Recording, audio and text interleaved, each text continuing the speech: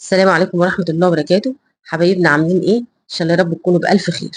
ايه رأيكم في الغدا بتاعنا النهارده؟ عايزة اقول لك فطير شرقي من احلى الغدا اللي ممكن تعمليه في الحر ده. يوم ما الحر ده ابتدى واحنا محتارين في الاكل كل يوم ناكل ايه، حابة ان انا اعمل لهم اكل ما يزهقش، وكمان ياكلوا منه ويعجبهم يعني. جبت بقى هنا لفتين جلاش ونص كيلو من اللحمة وكيسين جبنة موتزاريلا وسط، وبصلتين حلوين كده هخرطهم في الكبة ناعم، ون ايه ونحبش اللحمه زي ما احنا ايه عملناها معاكم. وفيديوهين فاتوا كمان عملتها بفيديو المكرونه وفيديو الحوش الاسكندراني. اللي ما شافش الفيديوهات دي يشوفها يا جماعه عشان انتوا مقصرين معايا في الفيديوهات دي. واللي يشوف الفيديو ده ما ينساش يحط اللايك، عشان عارفه ان انتوا هتشوفوا الفيديو ده تحبوا انتوا الفطير والح... يعني تحبوا انتوا الحاجات اللي هي فيها فطير دي. واحلى حاجه الفطير الشرقي ده، عايزه اقول لك يعني احلى حاجه ممكن تعمليها في البيت. ما في ناس كتير بتحبه وبتجيبه من المحلات ده الدهن يا جماعه اللي احنا كنا مسيحينه الفيديو اللي فات مع بعض. معلش هقطعت كلامي عشان اقول لكم عليه. الدهن ده جميل قوي يا جماعه، ووجوده في البيت اصلا مع السمنه كده خطير. تعملي بقى بيه لحمه معصجه، رز محمر، طبيخ احمر، بيبقى جميل قوي. وبعدين ما بي ايه ما بيأثرش معاكي في السمنه قوي يعني، ممكن توفري في السمنه شويه.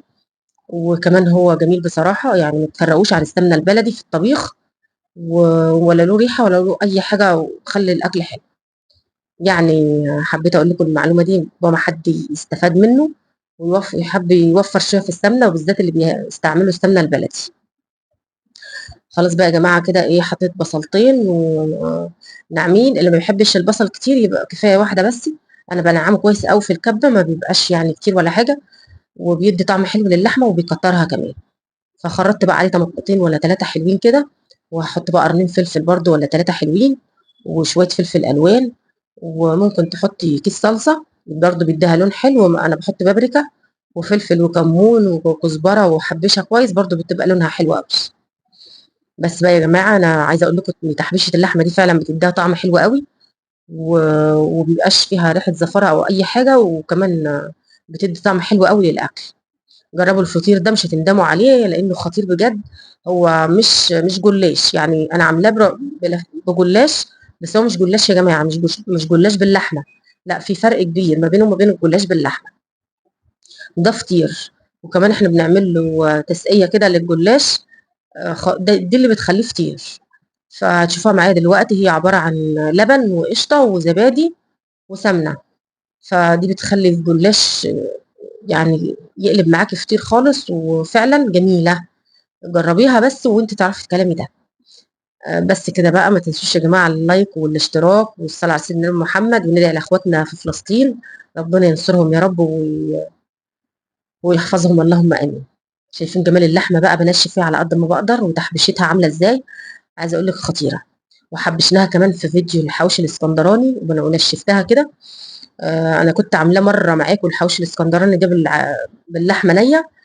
لحمه الحواوشي عادي وبس، المستويه احلى يا جماعه.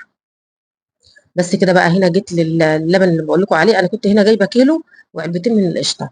لا، ما عادش معايا الكيلو اللي فاض، حطيته في الفريزر عادي.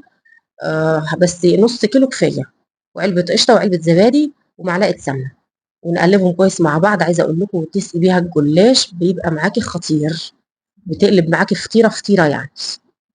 حط بقى هنا، انا حطيت علبتين من القشطه بس كانت دسمه شويه بصراحه. احط برضو معلقه سمنه، ما كانش لازم سمنه بعد القشطه والزبادي. بس مش مشكله، ما زهقتناش يعني. انا بقول لكم بس ان هي كانت دسمه، عشان ما كتروش برضو ايه زي القشطه زي ما انا كترت. كفايه نص كيلو على لو هتعملي صينيتين زي دول. نص كيلو من اللبن بس مش كيلو، وعلبه واحده من القشطه مع معلقه سمنه. بس كده يا جماعه، هقلب كويس. شايفين جمال اللبن والسمنه والزبادي، واحط بقى ملح وبس. هي كده خلاص، كده احنا جهزنا كل حاجه والفرن شغلته. وهحط بقى يعني لفة الجلاش في صينية. كل صينية فيها لفة جلاش، كل ورقتين على بعض بسقيهم على طول بالخلطة اللي احنا عملناها الحلوة دي. وكل كيس جبنة، كل صينية ليها كيس جبنة. انا خدناهم شوية عشان يبقوا حلوين. لو هتجيبيها من بره دي عايزة اقول لك بمبلغ. يعني لو هتجيبيها من محل من بره ومش هتبقى بالحلاوه دي خالص، وهتبقى بمبلغ. فاحنا عملناها في البيت بقى ومش يعني انا اول مره اعملها بصراحه بالجلاش. انا كنت بعملها بالعجينه عادي، بس بصراحه انا هعملها على طول بالجلاش لان هي احلى بالجلاش. حطيت بقى يعني كل ورقتين على بعض في يمه كده من الصينيه، عشان هي مدوره ممكن تعملها مربعه عادي، وبس بقى بيها عادي خالص. المفروض كنت سقيت كل ورقه لوحدها، وكنت حطيت شويه تحت من تحت، بس مش مشكله، انا كترت برضو عادي. هحط بقى واحده، قسمتها اتنين وحطيتها، واحط عليها بقى اللحمه، وجايبه زيتون. براحتك، مش عايزه تحطي زيتون برضو براحتك، بس الزيتون بيديها طعم حلو. شايفين ان جمال اللحمه متحبشه ازاي بالطماطم والفلفل والفلفل الالوان والفلفل الاخضر والبهارات. عايزه اقول لك خطيره، انا مش هعمل لحمه تاني غير كده. يعني اللي بيعملها بالبصل بس كده لا، بحس ان اللحمه فيها زفاره كده ومش متحبشه كويس. لا دي كده خطيره في اي حاجه. حطيت بقى هنا نص كيس الجبنه، ده كيس جبنه وسط، وهحط النص التاني على الوش. بس كل ما هحط بقى رق على على الخلطه دي، هسقيها بقى بالسقيه بتاعتنا الحلوه دي، مديها طعم الجلاش في حته تانيه. وبعدين تتكي على الجلاش كده زي ما يكون عجينه بالظبط. كل ما احط ورقتين هحط عليهم خلطه من اللي احنا عاملينها باللبن والقشطه والزبادي والسمنه، بس كده. واحط كمان ورقه فوقيهم، الورقه الاخيره. انا بس دي ورقه الجلاش خلصت كده. واحط بقى بقيه الجبنه، واحط الزيتون، وهزيننا بقى بفلفل الوان. هي بصراحه الجبنه خدت لون فهو ما بانش قوي، فاللي مش عايز يحط من على الوش حاجه مش مشكله، يحط جبنه وخلاص. بس من على الوش برضو ما بتحطيها بتيجي تاكلي بتلاقي طعم احلى واحلى كمان. اعمليها زي ما انا عملتها بالظبط. ما تنسوش يا جماعه بقى تحطوا لي لايك للفيديو واشتراك للقناه يعني وترفعوا القناه شويه كده يا جماعه، عشان انا عارفه ان انتوا بتحبوا الفطير والحاجات دي، وهتشوفوا الفيديوهين اللي فات المشاهدات مش عجباني فيهم. عجبكم فيديو الفطير المشلتت اللي انا كنت عاملاه قبل كده برضو، ده مشاهداته حلوه، انما المشاهدات التانيه مش عجباني قوي.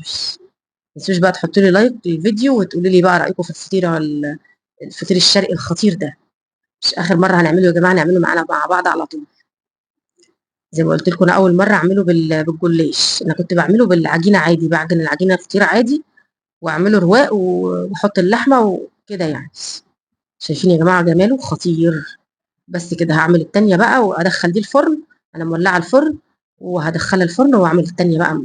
ايه برضو ايه بوريكم كده على الماشي، برص معلقه بدهن سمنه وبغرق على طول زي ما احنا بنعمل باللبن على طول. زي ما قلت لكم اللبن جه كتير مني عادي، هحطه في الفريزر والمره الجايه ابقى اطلعه واعمل على طول. ممكن تعمليها برضو بالفراخ، اللي بيحبش اللحمه ممكن تعمليها فراخ. انا هبقى اعملها برضو معاكم بالفراخ بالشاورما، بس انا بحب الشاورما اللي في الفرن اللي بقول لكم عليها، اللي برصها في الصينيه وادخلها الفرن. هبقى اعملها معاكم عشان تشوفوها. ونحط بقى لحمه كده وخضار عادي. ان شاء الله هبقى اعملها معاكم تاني باللحمه والفراخ. بس كده شايفين جمالها. عبال ما خلصت دي كانت اللي في الفرن طلعت، واحط التانيه بقى. ما خدتش وقت معايا، ومش صعبه وخطيره في الاكل. هتشوفوا عمر وهو بياكل عجبته قوي عمر. بس طلعت دي وحطيت التانيه. اهم حاجه عندي استوى من القعر، وشايفين من مرفوعه ازاي مستويه كويس وقبه كده، والجبنه والخضار عامل فيها طعم حلو قوي بصراحه خطيره. وعايزه اقول لكم بتشبع يعني لخمس افراد، ممكن تعملي ثلاثه لو العدد كبير، وهتبقى جميله قوي معاكي، وهتبقى اكله خطيره بجد وهتعجبك. بس كده يا جماعه شايفين جمالها من تحت. فطيره فطيره يعني ما حدش يعرف يفرقها من العجين والجلاش. وهنقطعهم بقى، دي احلى تقطيعه معايا في الفطير الشرقي. بالمخرطه كده بتعرفي تتحكمي فيها، وكمان بتقطعيها صغير مش كبير. الحته دي بس هي اللي كبرت مني. انا بعد كده قطعت صغير، مربعات صغيره كده، تقطيعه الفطير الشرقي. فطير شرقي فطير شرقي يعني مش اي كلام. بس كده المخرطه حاميه بتقطعها كويس وما تعجنيش فيها، بتبقى ماسكه نفسها وحلوه. هخرج بقى بره من زمان، يعني ما خرجناش من ايام الحوش الاسكندراني. اخرج بقى بره كده ناكل بقى ان شاء الله بقى الفهنه ليهم. عجبتهم قوي بجد، شايفين جمالها. عايزه اقول لك والله دي في المحل مش أكتر من 300 جنيه الفطيرة دي، فإحنا عملناها في البيت يعني ما فيش أحلى من كده بجد بنضافة وكل حاجة. فيالّا بقى يا جماعة إيه، هنخرج على برّه كده ناكل، وعمر برضه يقول لكم رأيه فيها ويفتحها لكم بقى على إيه، على الفطيرة كده، تشوفوها كده عاملة إيه وتقولوا لي رأيكم فيها في الكومنتات أكيد يعني. شايفين جماله من قريب، الجبنة كده غايصة فيها وجميلة، عجبت عمر ويوسف وفتحي برضه عجبته، دي كانت سخنة فجبت له الباردة بقى قُلت له خُد يا معلم دوق وقُل لنا رأيك. ما تنسوش يا جماعة اللايكات زي ما قُلت لكم والاشتراكات، وتقولوا لي رأيكم في الفطير، وما تنسوش تدعوا لاخواتنا في فلسطين ربنا ينصرهم يا رب ويحفظهم، وتعملوا الفطير ده لأن الحر ده عاوز كده، عايز الأكل الجميل الخفيف ده. يا رب يكون الفيديو عجبكم ومع ألف سلامة.